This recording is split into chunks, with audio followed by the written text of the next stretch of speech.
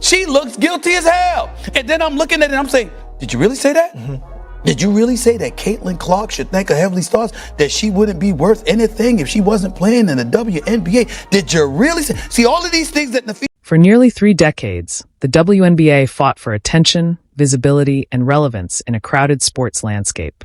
For years, progress came slowly. Television exposure was limited. Revenue growth was modest. Then everything changed. A new superstar arrived and brought massive audiences with her. Viewership surged. Ticket sales jumped. Corporate sponsors followed. Money flowed in at levels the league had never seen before. What should have been a turning point quickly took an unexpected turn. Instead of unified momentum, tension surfaced at the highest levels of the league. Public commentary from prominent sports voices suggested internal resistance, not celebration. Questions emerged about leadership decisions and mixed signals coming from the commissioner's office. The focus shifted from basketball to boardrooms, from wins and losses to control and influence. What began as a success story started to look like a power struggle. A league finally reaching national relevance, now wrestling with ego, authority, and who truly benefits when a sport grows faster than its leadership is ready to manage. Hey, Caitlin! Can you make it from there?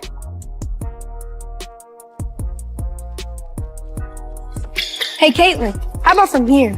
Come on, guys.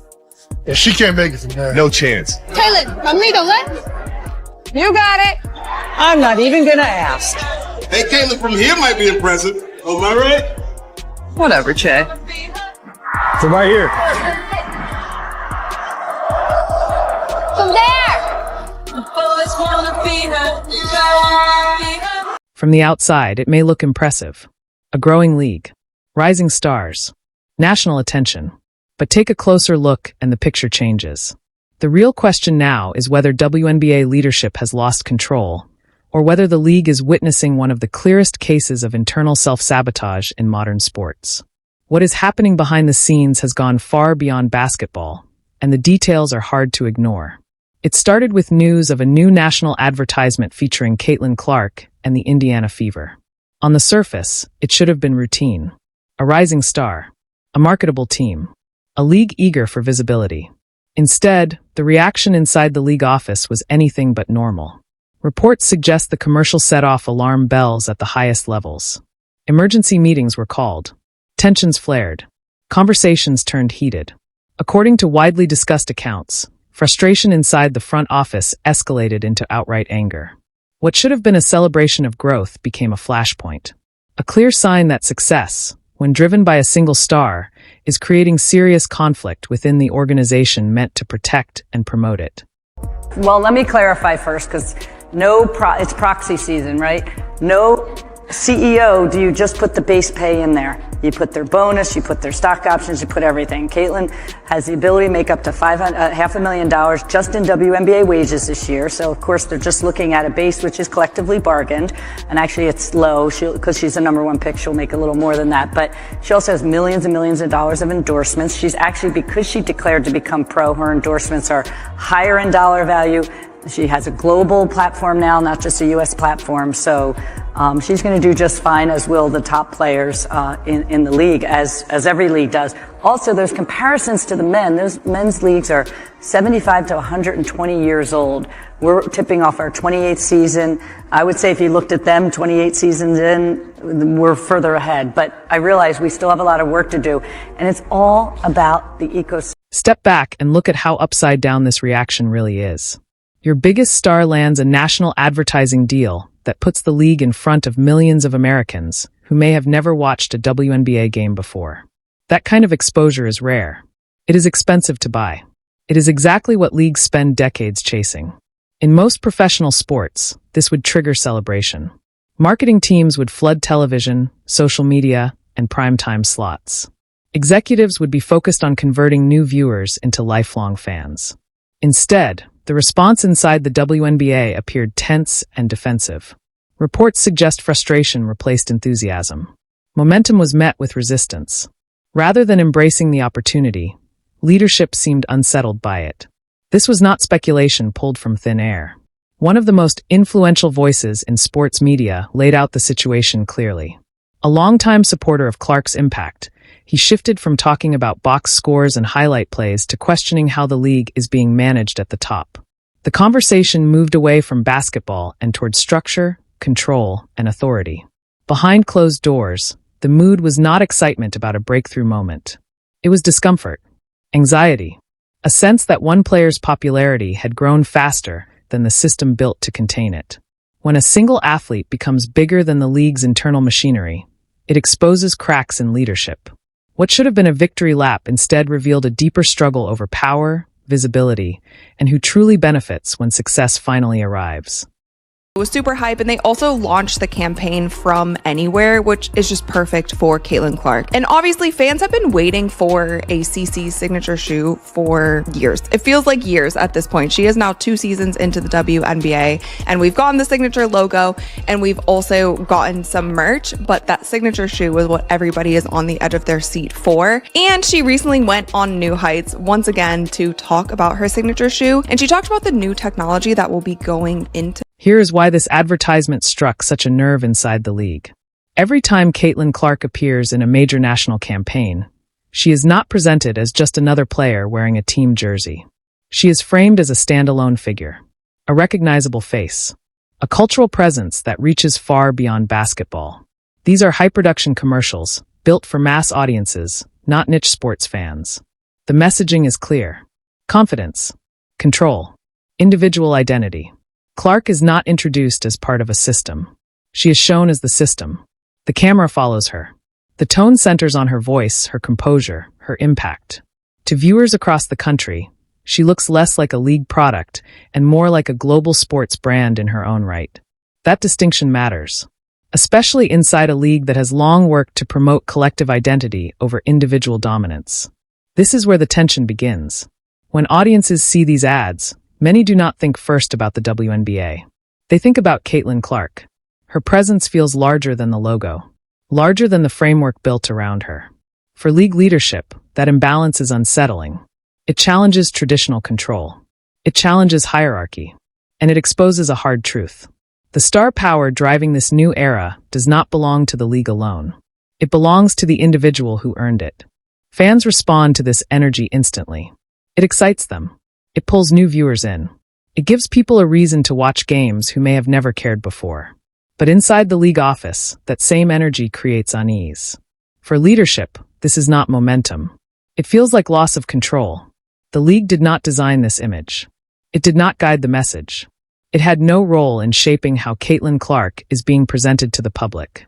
In these polished national campaigns, Clark is shown as self-made and self-directed. She does not appear dependent on the league. She looks like someone who would thrive with or without it. That reality is hard to ignore. Clark has built her own financial engine, her own audience, her own brand power. Endorsement income now outweighs her playing contract, and everyone in the business knows it. That kind of independence shifts the balance of power. And power shifts make institutions uncomfortable, especially those accustomed to setting the terms. This is the pressure point many insiders keep pointing to. For decades, professional leagues controlled visibility and earnings. Players needed the league. That structure no longer applies here. Clark has reversed it. The influence now flows in the opposite direction. According to those familiar with the situation, the timing of this particular advertisement made matters worse. All season long, the league pushed a collective message. No single star. No individual focus. Emphasis on traditions, systems, and shared success. Then one commercial airs and dismantles that narrative in seconds. It reminds viewers that one person is driving attention, conversation, and growth. And it is not the commissioner. It is the shooter from Iowa who stretches defenses and headlines national campaigns. The contrast is stark. On one side, carefully managed league messaging. On the other, premium branding executed at the highest level. For leadership, that contrast feels less like competition and more like exposure. The frustration being discussed publicly stems from that realization. The league spent 27 years trying to reach mainstream relevance. Then one athlete arrives and accomplishes in a single year what decades of effort could not. That success does not just change the sport. It leaves scars. Prominent voices in sports media have not held back, openly questioning how a league built to grow the game could react so emotionally when growth finally arrives. From the commissioner's perspective, the spotlight no longer feels shared. It feels taken. And that is where tension turns into resentment. Put yourself in that position. You are the top executive, the person paid to grow the business, expand the audience, and shape the future. Then 3 global brands step in and market your sport better than you ever have. Gatorade, Wilson, State Farm. Their campaigns reach millions. Their storytelling lands. Their impact is immediate. That reality stings. It quietly raises a question no leader once asked. Maybe the problem was never the product. Maybe it was the strategy. Instead of studying what worked, instead of modernizing marketing departments to match that level of execution, the response appears to have turned inward. Defensive, bitter, resentful. Prominent voices have pointed out how executive attitudes don't stay confined to boardrooms. They filter down. When leadership downplays a star's success, that message spreads. If the commissioner treats Clark's rise with indifference, why should opponents feel pressure to respect her on the court? That tone sets a precedent. When the league fails to protect or publicly support its most visible player, it signals open season. Aggression escalates. Boundaries blur. This context helps explain the increase in reckless fouls and questionable plays seen throughout the season. What looks like isolated incidents may actually reflect a broader culture problem. To understand the anger, you have to zoom out. For years, the WNBA has been run by a tight leadership circle with a rigid philosophy. Collective identity over individual stars. Control over adaptability. Stability over disruption. That approach defined the league for decades. Now it is colliding with a new reality. A star who does not fit neatly into the old system. A business moment that demands evolution. And leadership struggling to accept that the rules have changed. For many inside the league, the WNBA has always been more than a business. It is viewed as a mission, a cause, a long fight for recognition, respect, and legitimacy. The focus has been collective effort, shared sacrifice, an organization bigger than any one name. That mindset shaped everything from messaging to marketing for decades.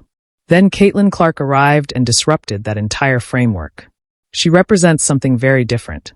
Individual star power, market-driven demand, a fan connection that operates outside traditional structures. She does not fit the template the league spent years building. And that creates friction. Real friction. The commercial captures this shift with striking clarity. Clark is not framed as part of a system. She is not positioned as one piece of a larger puzzle. She is shown as a singular force. Separate, distinct, self-contained. While the league spent years promoting the logo, the institution, and the collective identity, Clark's corporate partners sell one thing. Her. This is the core conflict. Two opposing ideas of what actually sells.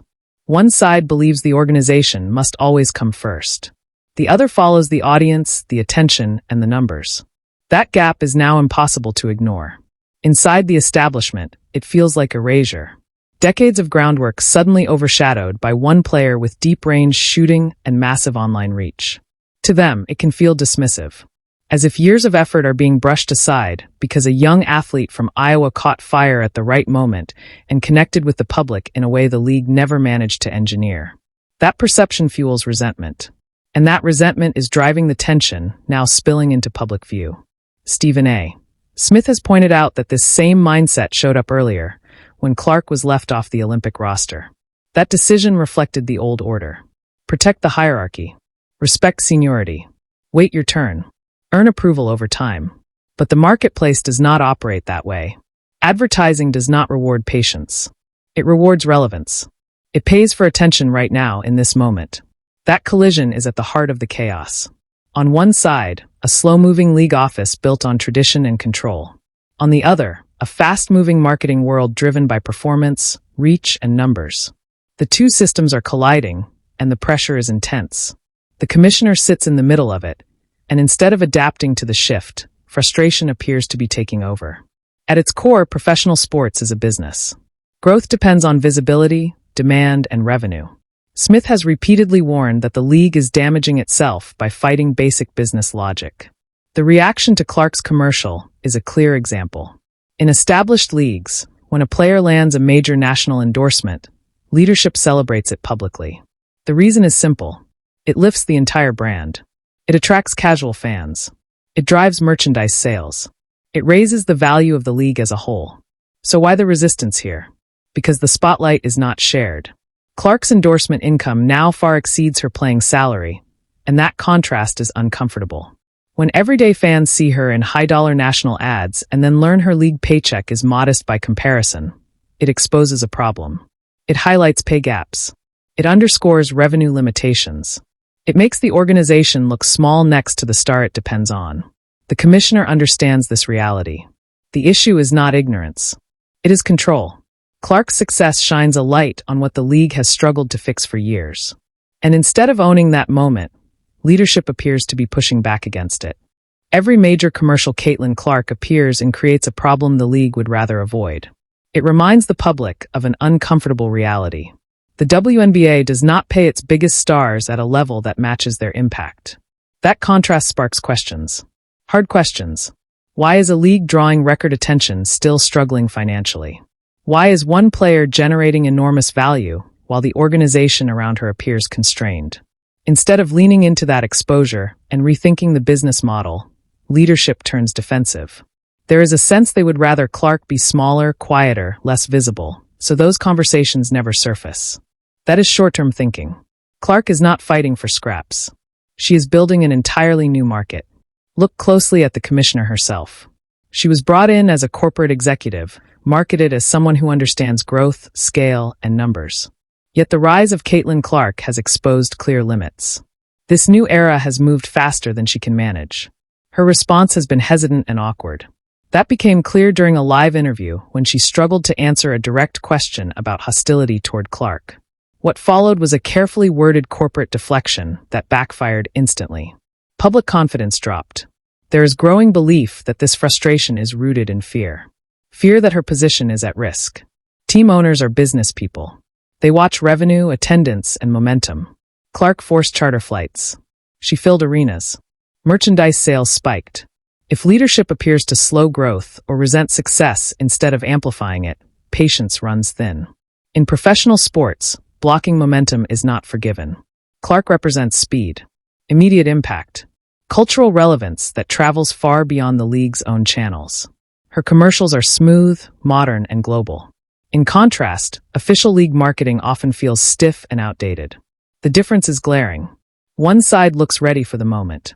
The other looks overwhelmed by it. Reports suggest that instead of rising to meet that standard, leadership has grown resentful of being eclipsed by one of its own players.